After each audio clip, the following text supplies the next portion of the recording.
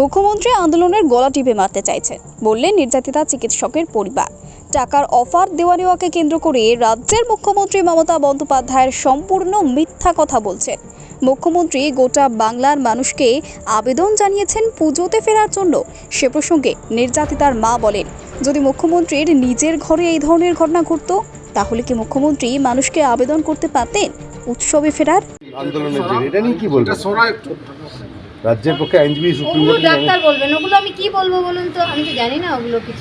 মুখ্যমন্ত্রী চেয়েছিলেন আজকে সুপ্রিম কোর্টে যে কি রায় হবে ভেবেছিলেন, বা আজকে যা দেখলেন? হয়েছে, তবে আমি আশা ছাড়িনি, আশা তো আছেই আমার।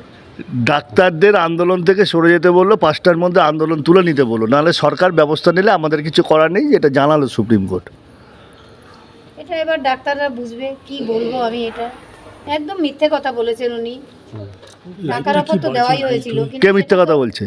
মুখ্যমন্ত্রী মিথ্যে কথা বলছেন। উনি তো বলছেন পরিবার টাকা চেয়েছিল, কখনো চাইনি। বরং উনি বলেছিলেন আপনার মেয়ে তো একটা পাবে, ওটা দিয়ে মেয়ের স্মৃতির জন্য কিছু বানিয়ে রাখবেন। আমি বলেছিলাম দিদি তখনই নেব যখন আমার মেয়ে বিচার পাবে এবং দোষীদের সাজা হবে, তখন আমি নিজে গিয়ে আপনার দপ্তর থেকে নিয়ে আসবো।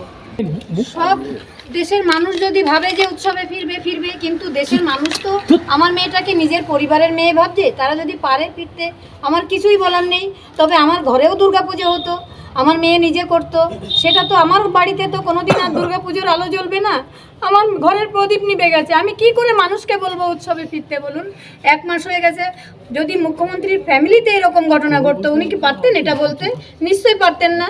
উনি বলছেন অনেক হয়েছে, অবরোধ করে মানুষের ক্ষতি হচ্ছে, পুজো আসছে সামনে, উৎসবে ফিরতে বলছে। এটাকে কি বলবেন? যে একটা মানুষের স্বতঃস্ফূর্ত আন্দোলন, স্বতঃস্ফূর্ত আন্দোলন, মানুষ সবাই রাস্তায় নেমেছে। আমার মেয়েটাকে যেমন গলা টিপে ওখানে মারা হয়েছে, সব প্রমাণ লোপাট করা হয়েছে।